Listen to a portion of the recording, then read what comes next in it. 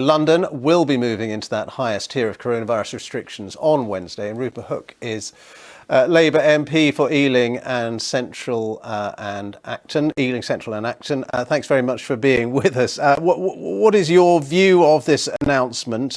Tier 3 for all of London. Does that make sense?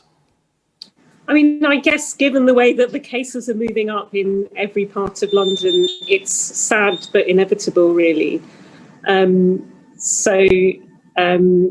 Yeah, I guess given the numbers, I mean, these things do change. Ealing was number 1 the day that we went into tier 2 in the whole of London. Last week it was number 20, but even there it's creeping up again. So it has to be done.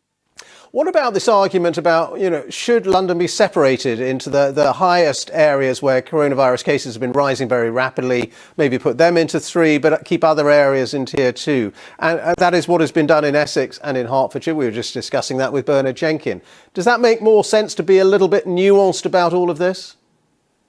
I think not, because London is a very interconnected city. People travel all the way across the other side of it for work reasons. I was in Ealing this morning, I'm in Westminster now. People go to hospitals that are outside their immediate area.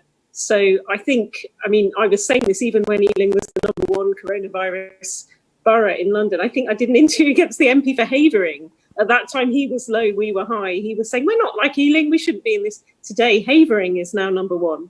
So, these things change, and Ealing is number 20. So, I think we just have to move together as one city, really. We were just talking to a restaurateur there. What about businesses in your constituency? How hard are they going to be hit? And, how many, frankly, will not be able to survive all of this? I do really feel for our retail, hospitality, leisure, all those kind of industries. And what's annoying for them is the way that they're sort of told to crank up and crank down at the drop of a hat, really. So they've got, 48 hours notice. A lot of them will be ordering in fresh produce.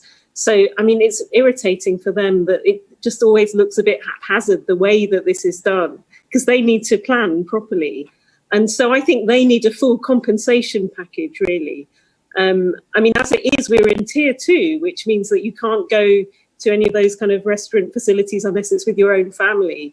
That was already a bit of a kick in the teeth for them. And now this full closure, apart from takeaway, it's really sad because it feels like a lot of them will never be coming back on the other side of this. I know, in Ealing Broadway, there's things that are shuttered up since that first lockdown that won't be reopening. I think the government, it has done it before with other sectors. It did it with the Eat Out to Help Out, which seemed to have boosted our Chancellor a lot. I think we need a full compensation package. And also for the cultural sectors, I have a theatre in my patch. London is the home of all of these sort of leisure and cultural industries.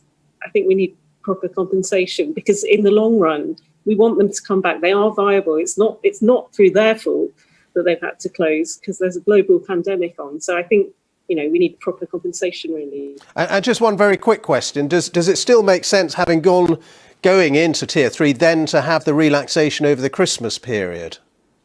It just seems completely inconsistent, doesn't it, that suddenly there's going to be a Christmas amnesty for 5 days in the middle of this. I've been on 2 different calls with ministers today, and it feels a bit of mixed messaging, really. Either we're going to do it properly or not. It's a tough one, really, because, people like to be around their family at Christmas. Everyone's had a hard year. But it just seems for people, the messaging needs to be clear and understandable. And there needs to be compliance as well. We saw when Dominic Cummings had his eye test and drove to the castle, there was a massive drop in compliance then because people thought, well, it doesn't really matter, does it? If they're not going to follow it, why should I? So, I think we do have to tread carefully, make it, consistent, understandable and clear. And it's such a shame because the vaccines are coming online now. The end of this is in sight. So, I just urge people we were told on one of these calls today that, not to only mix if you absolutely have to. So, it's a possibility for Christmas, but it's not mandatory. If people can maybe put off seeing their mum and dad until they're vaccinated, which should be in the new year for most people, then it makes sense. OK, Rupa Huq, Labour MP for Ealing, Central and Acton. Many thanks for being with us on BBC News this evening. Thanks.